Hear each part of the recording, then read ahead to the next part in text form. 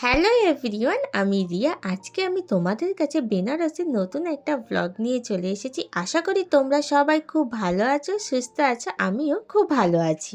এটা ছিল বেনারসের তৃতীয় দিন। আর তৃতীয় দিনে ভেবেছিলাম সকাল সকাল একদম ঘুম থেকে উঠেই চলে যাব রেডি হয়ে নৌকা চড়তে। তো নৌকা চড়তে যাওয়া মানেই হলো ছবি তোলা। তো এটা আগে থেকেই প্ল্যান করে রেখে দিয়েছিলাম, তাই জন্য একদম সকালবেলা উঠে গ্রাউন্ড পরে 7টার মধ্যে চলে গিয়েছিলাম ঘাটে। আর ওখানে গিয়ে একটা নৌকা বুক করে নিলাম। তো সে নিয়েছিল 800। আর যে পাখিগুলোদের খাবার দিতে হবে নৌকার মাঝখানে গিয়ে, তখন পাখিদের আলাদাভাবে খাবার দিতে হয়। তো সেটা আমরা আগে থেকে কিনে নিই, নৌকাওয়ালার কাছে ছিল। তো সে 50 রুপিস আমাদের চার্জ করেছিল, তো দিয়ে দিয়েছিলাম সেটা। তারপর খুব সুন্দর করে ছবি টবি তোলা হয়ে যাওয়ার পরে আমরা মণিকর্ণিকা ঘাটে নেমে পড়লাম।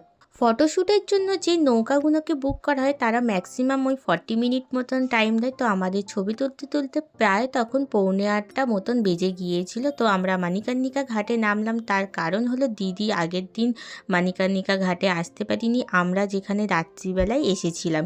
তো দিদি ওই জন্য একটু আসবে বলে আমরা ওখানেই নামলাম। তারপরে কাশী বিশ্বনাথ মন্দিরের ওখানে একটা রেস্টুরেন্ট ছিল, ওখান থেকে আমরা ব্রেকফাস্টটা করে নিলাম। ওখান থেকে আমরা স্যান্ডউইচ খেলাম। তো ব্রেকফাস্টটা ভাবলাম যে বাইরে থেকেই করেই আমরা একেবারে হোটেলে যাই, কারণ ওর পরে তো আমাদেরকে আবার ঘুরতে যেতে হবে, সেই জন্য। ঘাট থেকে ফটো তুলে আসার পরে চলে গেলাম সোজা হোটেলের ছাদে, কারণ হোটেলের ছাদটায় একবারও আমরা উঠিনি। এই যে 3 দিন রয়েছি আর 3 নম্বর ফ্লোরে আবার রয়েছি, আর 4 নম্বর ফ্লোরে আসলেই হোটেলের ছাদ পড়ে।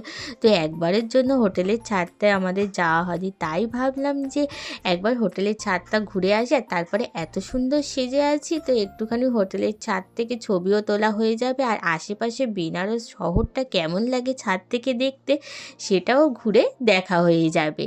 হোটেলের ছাদে না আসার একটা কারণ আছে, সেটা হলো বাঁদররা প্রচুর পরিমাণে এখানে ঘুরে বেড়ায়। আর তারপর প্রথমে ভেবেছিলাম আমরা স্নান করে জামা কাপড়গুলো এখানেই মিলবো, কিন্তু নিচে রিসেপশন থেকে বললে জামা কাপড় নাকি মিললে সেটা বাঁদররা নিয়ে নাকি চলে যাবে। সেই ভয়ে তো আসিনি। আর তারপরে হলো নিচে এমনি নর্মাল ঘরে রয়েছি, তাতেই বাঁদররা ওপরে দুমদাম আওয়াজ করছে, সেই জন্য আর আসা হয়নি। এরপরে সোজা চলে গিয়েছিলাম আমরা ভট্টাচার্য কিচেনে।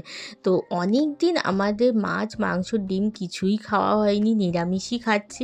সেই জন্য এই ভট্টাচার্যের যে কিচেনটা আছে সেখানে মাছ মাংস ডিম থেকে শুরু করে সব কিছুই পাওয়া যায়। কিন্তু যখন ওখানে গিয়েছিলাম মাছ মাংস কোনোটাই পাওয়া যাচ্ছিল না। আর মাটন তো সবাই খায় না, চিকেন অ্যাভেলেবেল ছিল না বলে, তাই জন্য আমরা ডিম নিয়ে সবার জন্য চলে এসেছিলাম। তো আমাদের লাঞ্চের থালির মধ্যে ছিল ডাল, ঝুরি ঝুরি আলু ভাজা, আলু পোস্ত, ডিমের কারি আর ভাত।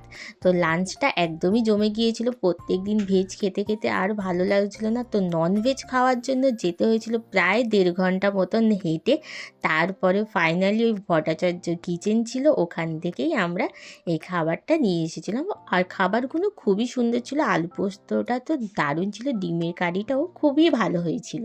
বাইরে থেকে ননভেজ খাবার আনা একদমই অ্যালাউ ছিল না, কিন্তু আমরা লুকিয়ে লুকিয়ে এই ননভেজ খাবারটা খেয়েছি। হোটেলের রিসেপশন থেকে লোকেরা জানলে খুবই বকাবকি করতো। তো খাওয়া দাওয়া হয়ে যাওয়ার পরে একদম রেডি হয়ে চলে গেলাম গঙ্গা আরতি দেখার জন্য।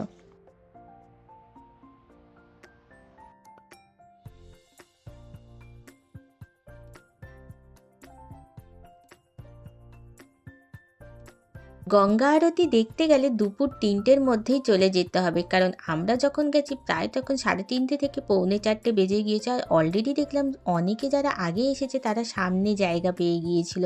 তো আমরা অনেকটাই সামনে পেয়েছি, আরেকটু আগে গেলে আরেকটু সামনে পেতাম। আর অনেকে তো টিকিট কেটে এই আরতি দেখছিল। তো এরপরে আমরা সোজা চলে গেলাম আরতি দেখে বেনারসে ফেমাস কাশির চাট ভান্ডারে। আর ওখান থেকে নিয়ে নিলাম ফেমাস যে চাটটা, সেটা হলো টমেটোর চাট। আর নিয়েছিলাম আমরা পাপড়ি চাট। আর পাপড়ি চাটটা ছিল অসাধারণ খেতে।